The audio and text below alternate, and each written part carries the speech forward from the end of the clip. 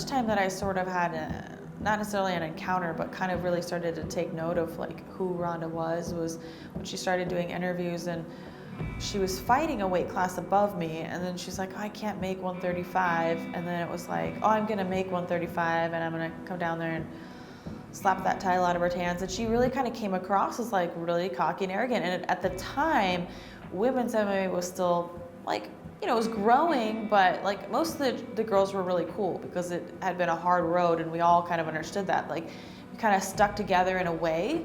There was kind of a camaraderie, like yes, we were fighting each other, but we were all fighting for a common cause. And so Ronda came along, and she was kind of just marching to the beat of her own drum, and was different than anything that I was ever used to. And I was kind of like, whoa, you know, why is this chick being so disrespectful? Like, why would she say that stuff?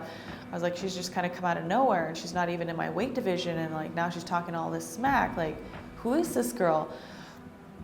And I think it just kind of got us off, you know, on the wrong foot right away. And I kind of fired some of my own shots back, and then, you know, from there things escalated, and that's really where the rivalry began.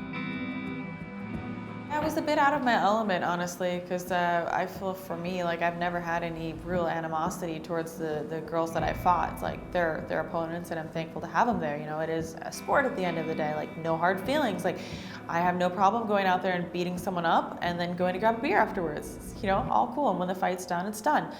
But in this, you know, in the case of Rousey, it was just so different. Like the level of cockiness and arrogance before she even accomplished anything, you know, it's one thing to be confident, but she just came across so different, and yeah, it was just a bit unfamiliar for me.